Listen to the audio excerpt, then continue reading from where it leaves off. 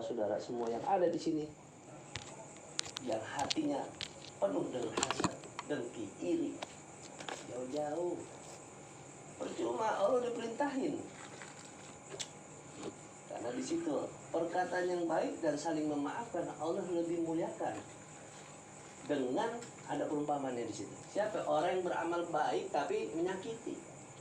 Maaf, contoh saya nih. Saya beramal baik tapi saya menyakiti. Apa yang maksud menyakiti itu? Menyakiti orang lain, menyakiti perasaan orang lain. Sama aja sia-sia. Ibarat debu, ibarat batu kosong. Ibarat batu kosong. Nah, kita beramal itu disebut debu. Nempel tuh, kena angin. Pertama, anginnya itu kenain debu. Debu nempelin ke batu. Itu amal ibadah kita. Tapi kita bertahun-tahun, berpuluh-puluh tahun kita mengamalkan amal baik, terus menyakiti, sia-sia Pak, Ibu. Amal ibadah kita yang kita pupuk nih, sia-sia.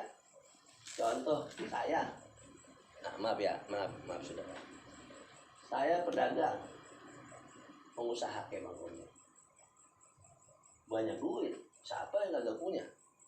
Pedagang, pengusaha. Saya beramal nih, si pulan. Tapi saya masih ngomongin, atau saya diomongin sama orang lain, gak nyampe mutakin gitu, gak nyampe derajat mutakin. Kenapa? Amal ibadah kita masih diomongin dan masih ngomongin. Itu perumpamaannya.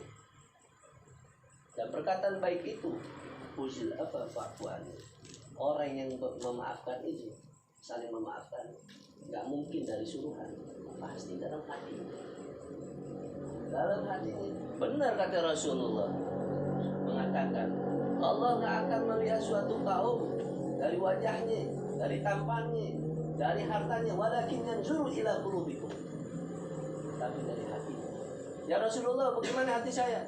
Ana alam, saya nggak tahu. Yang tahu siapa? Allah.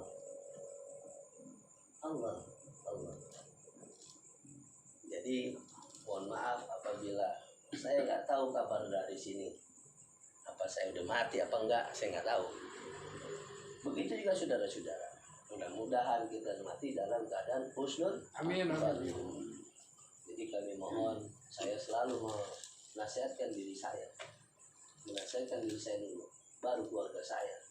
Harus keluarga saya baru orang lain. Itu perintah Allah. Ku anfusikum wa ahlikum nar. Ajak dulu kita, diri kita, keluarga kita baru. Tapi ingat, manusia dikasih akal. Akal ini berfungsinya untuk berpikir. Akal pikiran kita ini berinteraktif dengan para saraf-saraf yang ada di tubuh kita. Berapa jumlah saraf yang ada di tubuh kita? Kurang lebih 1 miliar lebih. Bagaimana tahu? Di hadis ada, di kitab-kitab ada, dan sampai ilmuwan Amerika itu mengatakan saraf di tubuh manusia itu bermiliaran. Artinya lebih 1 miliar lebih. Yang satu sama dengan yang lain saling berkaitan. Nah, kenapa?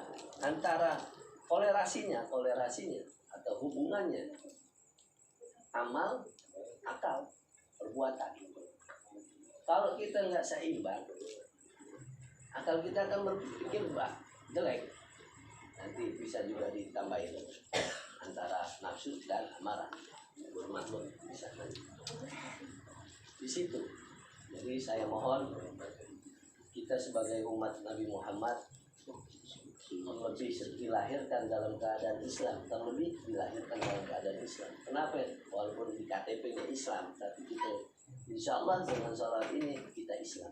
Amin. Kenapa saya bilang Islam? Orang syiar agama di Miftahul Hijab atau Miftahul Jannah mengajak orang Islam atau mengislamkan orang Islam. Kenapa? Asyhadu an la ilaha illallah wa asyhadu anna Muhammadar Rasulullah. Dan itu kita diikrarkan langsung sama manusia, langsung juga sama Allah. Jadi dua interaktifnya. bukan cuma manusia doang, bukan kita sendiri. Selama ini kita bodoh, sholat ya ikut sholat, tunggang tungging ya iya, tapi kita paham. Insya Allah sekarang diberikan siar sholat ini sangat dahsyat. Kembali kepada ayat Al-Quran, surat Al-Quran Al-Karim, surat Al-Baqarah ayat 293. Kita tanamkanlah diri kita masing-masing untuk saling memaafkan dan berbuatlah baik tanpa menyakiti. Kita bisa berbuat baik, bukan berbuat baik, tapi dia tidak menyakiti orang lain gimana? Ibarat kata kita memberi tangan kanan, tangan kiri nggak usah ngeliat, nggak perlu disombongkan. Nih dari gua, nih dari ini. Ya. Kalau kita mau mencapai tingkatan muttaqin, cukuplah Allah yang mengetahui cita-cita kita. Hasbiyallahu lima aman. Cukuplah Allah. Cukuplah Allah. Berarti kalau udah bersandar kepada Allah, manusia nggak ada bu yang bisa ngotak-ngatik, nggak ada. Kalau udah disandarkan kepada Allah, udah nggak ada. Kalau masih contoh kecil, kopi pahit ditaruh, kita orang Islam, kita melakukan ibadah sholat, tapi masih ditaruh aja itu. Nyatanya apa? Sayang bu, mendingan kasih suami ibu, mendingan kasih tetangga, nih kopi. Kenapa sia-sia kita bersekutu dengan sini, menyekutukan Allah, ratu sembilan, jangan engkau bersekutu atau menduakan Allah, tapi ditaruh. Niatnya kata leluhur segala macam, benar, adat istiadat. Di Islam juga ada pelajarannya namanya urf. Urf itu URF, urf, yang artinya adat kebiasaan, kebudayaan, kebiasaan. Tapi urf itu ada lagi pengkajian, urf kotor, wasahih, yang jelek dan yang baik. Yang jelek dialih, yang baik pertahankan, tapi dengan keimanan la ilaha illallah. Nah, contoh itu. Karena banyak hal, gelas ditaruh, kopinya ditaruh. Inna mubadzirina ikhwana syaitan. Sungguhnya sifat-sifat orang yang ada di diri kita nih melebihkan. Mubadzir itu artinya melebih-lebihkan, tapi tidak ada manfaatnya. Sia-sia. Ikhwana, temennya siapa? Syaitan, setan.